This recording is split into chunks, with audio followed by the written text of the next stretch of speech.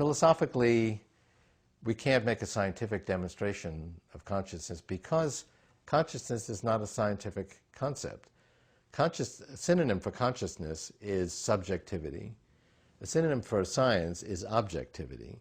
There's a conceptual gap between subjectivity and objectivity. We can look at an entity and see how it behaves. We can even look inside its brain and see how it's operating and if it has feedback loops just like a human being, and if the methods going on inside its brain are similar to what goes on inside a human brain. That's an objective analysis, but we can't really experience its subjective experience any more than I can experience your subjective experience. So when a machine passes the Turing test, it will be considered conscious. Tell us, what is the Turing test? The Turing test was devised by Alan Turing in 1950. It's a way of telling whether a machine is operating at human levels, and it has really held up the test of time. You have a human judge. There's a lot of debate as to what is a human, but a human judge interviews the computer and a human over what he called teletype lines. You can think of it as instant messaging. So the judge can't see the computer and the human, and he or she interviews the two subjects, or maybe there's 5 of them, and asks various questions. Well, what movie have you seen recently? What did you think of the motivation of the main character? And if after some period of time, he didn't specify, but let's say a few hours, the judge can't tell who the humans are and who the machines are, then we say the machine has passed the Turing test. There are Turing tests run every year among humans and computers. And so far, no computer has passed the Turing test, but they all get scores. And the humans are kind of up here, and the machines are down here. But the machines are moving up. The humans are kind of staying fixed.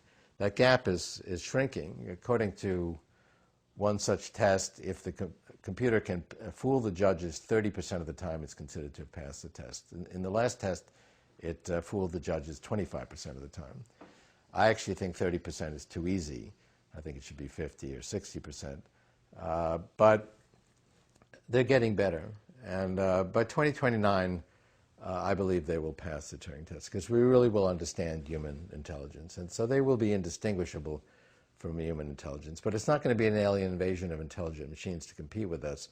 We're going to merge with this technology, and we're going to make ourselves smarter. That's always been the purpose of our tools. There's a lot of resistance to that idea. So you asked the question, is it enough for a computer to pass? Yes. Is it enough for a computer to pass the Turing test to be considered conscious? I would say yes. I mean, that's my philosophical belief. That's not a scientific demonstration. There is no scientific demonstration of the consciousness of another entity. My sort of political prediction or psychological prediction is that biological humans will come to believe that these machines are conscious. They will be convinced when the machine says, I'm really happy at this, I'm angry at that, will believe that they are having that conscious experience, just the way we don't generally believe it now when a character in a computer game, which is a computer software program, says, I'm angry. You don't really believe it yet, because it doesn't have the richness of personality and the depth of language understanding that humans have today.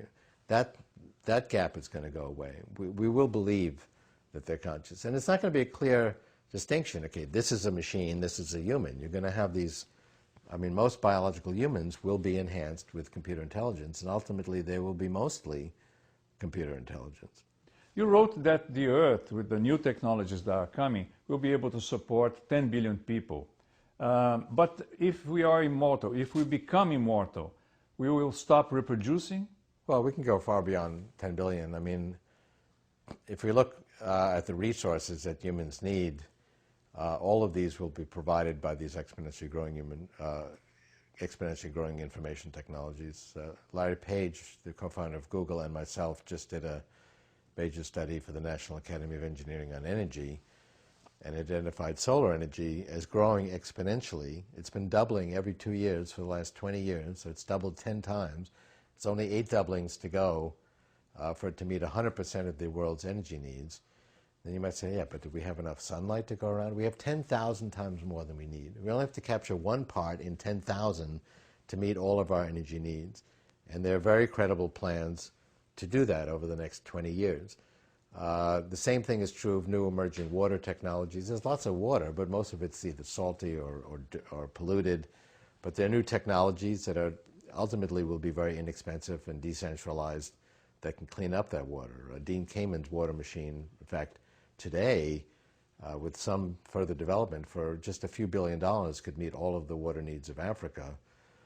So these are emerging technologies. There are new food technologies that can be grown in factories, including in vitro cloning of animal meat without animals, hydroponically grown plants that ultimately can provide very high quality organic food at extremely low cost, because they will be information technologies. Nanotechnology will be able to create physical products by reassembling molecular fragments at very low cost. So I can email to you an information design, and you can use your desktop nanofactory to create a solar panel, a module for housing, all the different things that you need. Then people say, but we don't have enough land to support people. We actually have plenty of land. I mean, try taking a train trip across the United States or across China. It's all empty. And we can, in fact, house people. If we have nanotechnology to create very efficient housing to support a very large number of people. So, and the population's not going to grow that quickly. I mean, even if we eliminate the death rate, the doubling time of the biological population is still going to be 10 to 15 years. The doubling time of the power of these technologies is 1 year or less, so it'll more than be able to keep up with it. So, I mean, we can support growth of the human population well through the 21st century.